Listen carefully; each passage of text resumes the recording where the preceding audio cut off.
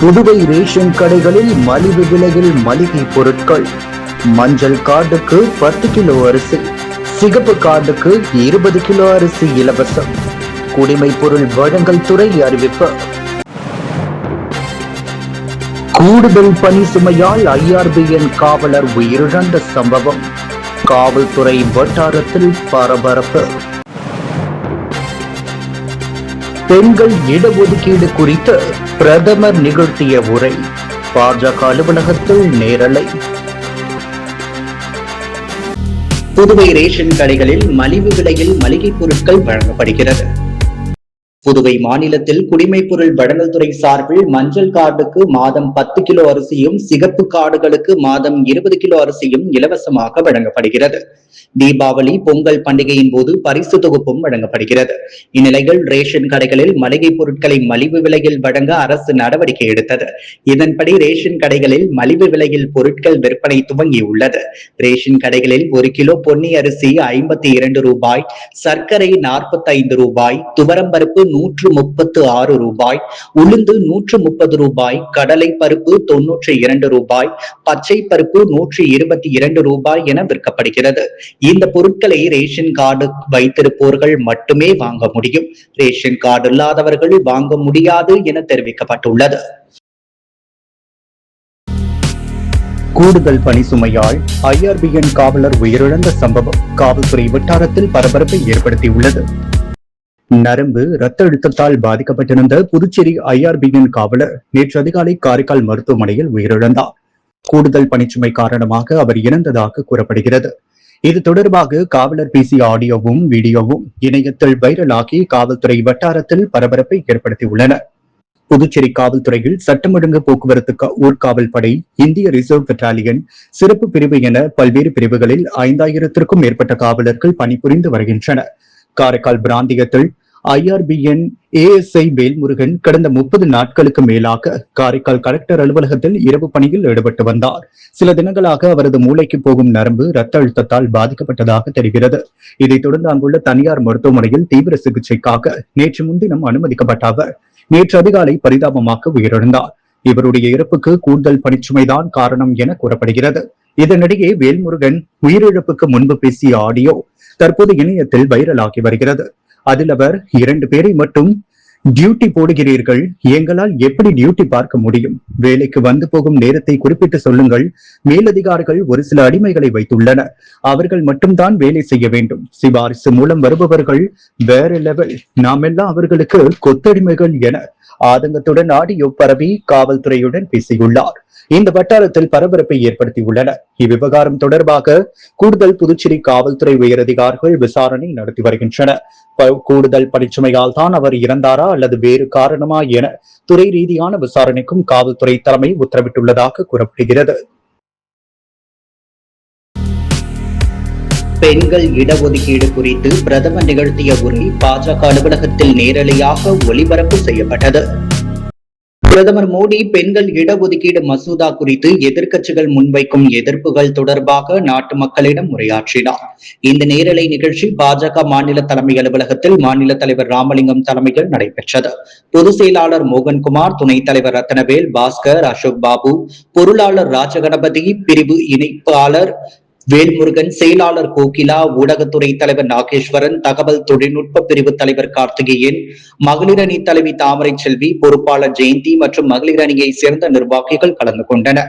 பிரதமர் தனது உரையில் பெண்கள் ஒதுக்கீடு சட்டம் அனைத்து மாநிலங்களுக்கும் நன்மை பயக்கும், தொகுதி வரையறையால் எந்த மாநிலத்திற்கும் பாதிப்பு ஏற்படாது, பெண்களுக்கு அதிகார மட்டம் முழுமையாக கிடைக்கும் வரை இந்த முயற்சி தொடர்ந்து நடைபெறும் என்றும் அவர் உறுதியளித்தார்.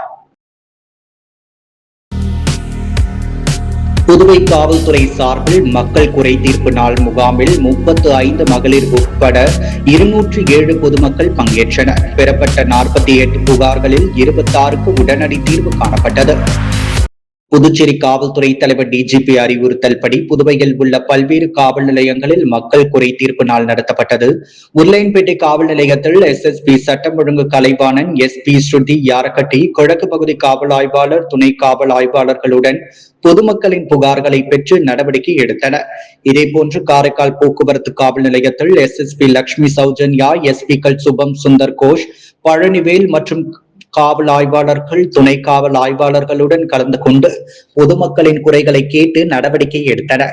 மேலும் சைபர் கிரைம் காவல் நிலையத்தில் SP ராகுல் சைபர் கிரைம் சம்பந்தமான குறைகளை பொதுமக்களிடம் கேட்டு நடவடிக்கை எடுத்தார். இதேபோன்று தன்வந்திரி நகர் காவல் நிலையத்தில் SP வம்சதர் ரெட்டி மற்றும் காட்டேரிக்குப்பம் காவல் நிலையத்தில் கதிரவன் மற்றும் SP சுப்பிரமணியன், கிருமாம்பாக்கம் காவல் நிலையத்தில் SP சிந்தா கோதண்டராமன் தங்கள் பகுதி காவல் ஆய்வாளர்கள் மற்றும் துணை காவல் ஆய்வாளர்களுடன் பொதுமக்களின் புகார்களை பெற்று நடவடிக்கை எடுத்தனர். இதேபோன்று மாஹே பகுதியில் SP வினய்குமார் கச் மற்றும் ஏனாம் பகுதியில் SP வரதராஜன் ஆகியோர் பொதுமக்களின் குறைகளை கேட்டு நடவடிக்கை எடுத்தனர். மேலும் புதுச்சேரி போக்குவரத்து காவல் நிலையங்களில் SP ரக்ஷனா சிங் மற்றும் SP பக்தவக்ஷலம் ஆகியோர் போக்குவரத்து காவல் ஆய்வாளர்களுடன் போக்குவரத்து சம்பந்தமான குறைகளை கேட்டு நடவடிக்கை எடுத்தனர். மூத்த அதிகாரிகள் தேரில் கலந்து கொண்டு 48 புகார்களை பொதுமக்களிடம் பெற்று அதில் 26 புகார்களுக்கு உடனடியாக நடவடிக்கை எடுத்தனர். நடைபெற்ற குறை தீர்ப்பு கூட்டத்தில் 35 மகளிர் உட்பட மொத்தம் 207 பொதுமக்கள் கலந்து கொண்டனர். நிலுவையில் உள்ள புகார்களுக்கு விரைவாக நடவடிக்கை எடுப்பதற்காக காவல் நிலைய அதிகாரிகளுக்கு மூத்த அதிகாரிகள் தெளிவான வழிகாட்டுதல்களை வழங்கினர். இந்த நிகழ்ச்சி வரும் காலங்களில் ஒவ்வொரு சனிக்கிழமையும் காலை 11 மணி முதல் பிற்பகல் 1 மணி வரை தொடர்ந்து நடைபெறும். புதுச்சேரி அடுத்த ஆரோவில் ஆதிசக்தி கலாச்சார மையத்தில் நிறுவனர் வீணாபாணி நினைவாக நடைபெற்று வரும் கலை விழாவில் Adishakti கலைக்குழுவினரின் A Woman or Not to Be என்ற தலைப்பிலான நாடகம் வெளிநாட்டினர் உட்பட அனைவரையும் வெகுவாக கவர்ந்தது.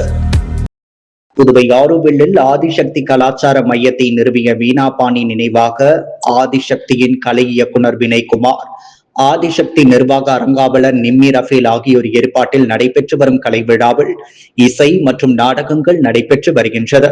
இதில் இன்றைய நாள் நிகழ்வில் ஆதிசக்தி கலைக்குழுவினரின் woman are not to be என்ற தலைப்பிலான நாடகம் நடைபெற்றது. ஹாம்லெட் தன்னை மதிக்க மறுக்கும் ஒரு உலகில் துக்கம், சந்தேகம், கோபம் மற்றும் எதிர்ப்பு ஆகியவற்றுக்கு மத்தியில் பயணிக்கும் ஒரு பெண்ணின் சூழ்நிலை குறித்து அழகாக அரங்கேற்றப்பட்ட இந்த நாடகம் அனைவரையும் கவர்ந்தது. ஆதிசக்தியின் கலை இயக்குனர் வினய்குமார் எழுதி இயக்கி நடித்த இந்த நாடகத்தில் ஆதிசக்தி நிர்வாக அரங்காவலர் நிம்மி ரஃபேல் மற்றும் கலைஞர்கள் பலர் தங்களின் நடிப்பை வெளிப்படுத்தினர். இதில் புதுச்சேரி மட்டுமில்லாமல் வெளி மாநில வெளிநாடுகளிலிருந்து 100க்கும் மேற்பட்ட பார்வையாளர்கள், கலைஞர்கள் கலந்து கொண்டு நிகழ்ச்சியை கண்டு ரசித்தனர். சுமார் 1 மணி நேரத்திற்கும் மேலாக தங்களின் நடிப்பு திறமை மூலம் ரசிகர்களை ரசிக்க வைத்தனர். இந்நிகழ்ச்சி முடிந்ததும் பார்வையாளர்கள் கைத்தட்டி மகிழ்ச்சியை வெளிப்படுத்தி உற்சாகம் அடைந்தனர்.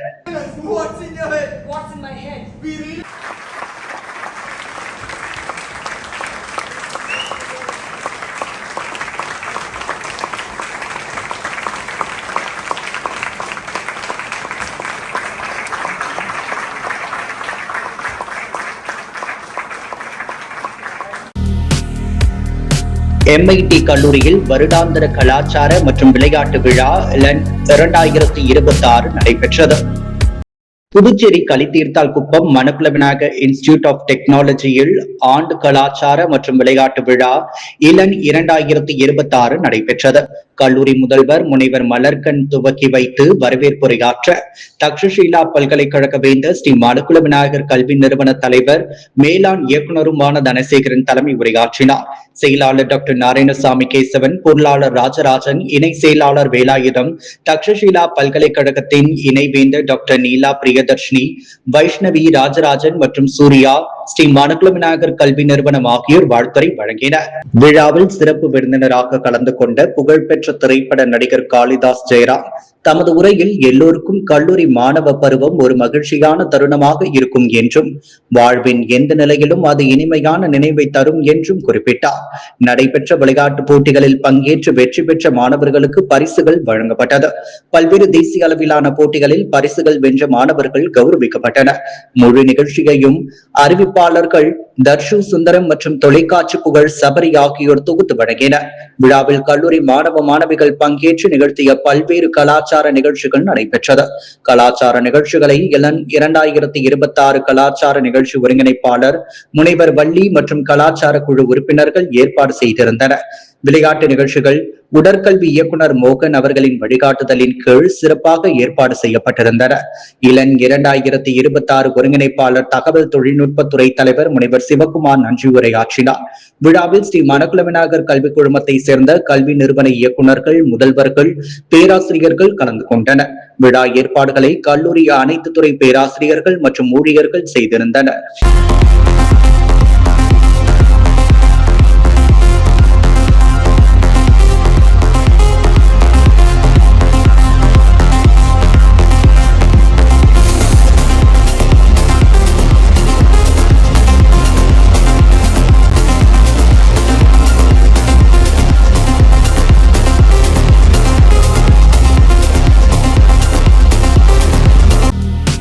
அக்ஷய திருதியை நாளான என்று தங்க நகைகளை பொதுமக்கள் ஆர்வத்துடன் வாங்கி சென்றனர்.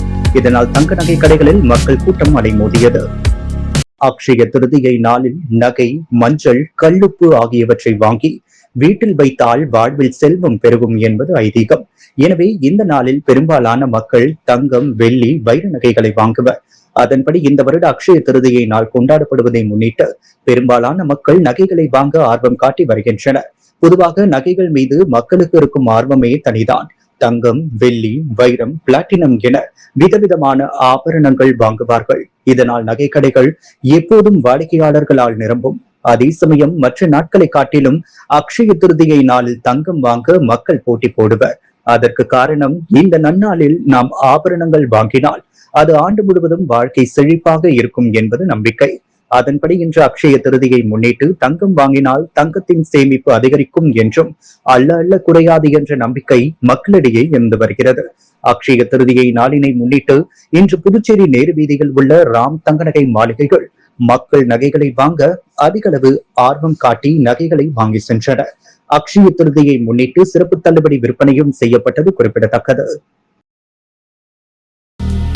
ரெட்டியார்பாளையம் பகுதியில் கஞ்சா விற்பனை செய்த இருவரை போலீசார் கைது செய்துள்ளனர்.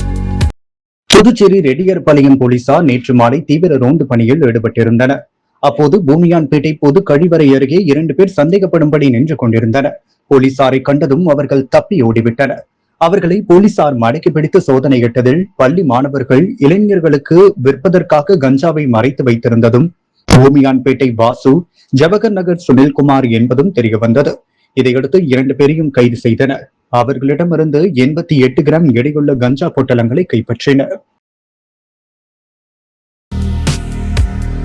அம்பேத்கர் பிறந்த நாளை முன்னிட்டு அவரது சிலைக்கு முன்னாள் பகுஜன் சமாஜ் கட்சி தலைவர் தங்க கலைமாறன் தலைமையில் நிர்வாகிகள் மாலை அணிவித்து மரியாதை செலுத்தினர். புரட்சியாளர் அம்பேத்கர் சிலைக்கு புதுச்சேரி கடற்கரை சாலையில் உள்ள மணிமண்டபத்தில் சமூக நீதி போராட்டத்தில் கலங்கரை விளக்கமாகவும் இந்திய அரசியலமைப்பு சட்டத்தின் சிறப்புமான சட்ட மாமேதை டாக்டர் பாபா சாஹிப் அம்பேத்கர் திருவுருவச் சிலைக்கு முன்னாள் பகுஜன் சமாஜ் கட்சியின் சார்பாக மாலை அணிவித்து வீர வணக்கத்தை செலுத்தினோம். பகுஜன் சமாஜ் கட்சியின் சார்பாக நிர்வாகிகள் அனைவரும் கலந்து கொண்டனர். தொண்டர்கள் புடைசூட அம்பேத்கர் சிலையில் மாலை அணிவித்து அதைத் தொடர்ந்து சமத்துவம், சகோதரத்துவம் தொலைக்காட்டப்பட்டு அம்பேத்கர் கொள்கைகளுக்கு மக்களுக்கு கொண்டு சேரப்போவது எங்கள் கட்சியின் முதன்மை நோக்கம் என்று நிர்வாகிகள் எழுச்சியுடன் உரையாற்றினர். நிகழ்வில் கட்சியின் மாவட்ட தொகுதி நிர்வாகிகள், ஏராளமான பொதுமக்கள் கலந்து கொண்டு சிறப்பித்தனர். முன்னாள் பகுஜன் சமாஜ் கட்சி தலைவர் தங்க கலைமாறன் தலைமையில் அரசு ஊழியர் கூட்டமைப்பு, SC/ST நலசங்கத்தின் சார்பாக கலந்து கொண்ட தலைவர்கள் பரமசிவம், தலைவர் SST கூட்டமைப்பு மற்றும் கூட்டமைப்பின் பொறுப்பாளர் அன்பழகன், ஐயனாரப்பன், ஜெகநாதன், ஜீவானந்தம், ஹரிதாஸ், வீராசாமி, முத்துவேலு, குமார் கலந்து கொண்டு சிறப்பித்தனர். புதுச்சேரி குயவர்பாளையம் முத்துமாரியம்மன் ஆலய 58ஆம் ஆண்டு சித்திரை திருவிழாவை முன்னிட்டு ஊஞ்சல் உற்சவம் நடைபெற்றது. விழாவில் முத்துமாரியம்மனுக்கு சிறப்பு அபிஷேக ஆராதனை நடைபெற்றதை தொடர்ந்து விளக்கு பூஜை, இரவு அம்மன் சிறப்பு அலங்காரத்தில் ஊஞ்சல் உற்சவம் நடைபெற்றது. களவாத்தியங்கள் முழங்க ஊஞ்சலில் அமர்ந்து அம்மன் பக்தர்களுக்கு அருள்பாலித்தார். விழாவில் உபயதாரர்கள், ஊர் பொதுமக்கள் திரளாக கலந்து கொண்டு தரிசனம் செய்தனர். பக்தர்களுக்கு பிரசாதங்கள் வழங்கப்பட்டன. முன்னாள் சட்டமன்ற உறுப்பினர் ஓம் சக்தி சேகர் கலந்து கொண்டு சுவாமி தரிசனம் செய்தார். தொடர்ந்து பக்தர்களுக்கு பிரசாதம் வழங்கினார். விழாவிற்கான அனைத்து ஏற்பாடுகளையும் கோவில் விழா குழுவினர் செய்திருந்தனர். முத்து கோல்ட் ஹவுஸ் வழங்கும் தங்கம் மற்றும் வெள்ளி விலை நிலவரம். தங்கம் 1 கிராம் 14,280 ரூபாய். வெள்ளி 1 கிராம் 277 ரூபாய். புதுவை ரேஷன் கடைகளில் மலிவு விலையில் மளிகை பொருட்கள். மஞ்சள் கார்டுக்கு 10 கிலோ அரிசி, சிகப்பு கார்டுக்கு 20 கிலோ அரிசி இலவசம். குடிமைப் பொருள் வழங்கல் துறை அறிவிப்பு. கூடுதல் பணி சுமையால் IRBN காவலர் உயிரிழந்த சம்பவம். காவல்துறை வட்டாரத்தில் பரபரப்பு. பெண்கள் இடஒதுக்கீடு குறித்து பிரதமர் நிகழ்த்திய உரை. பாஜக அலுவலகத்தில் நேரலை.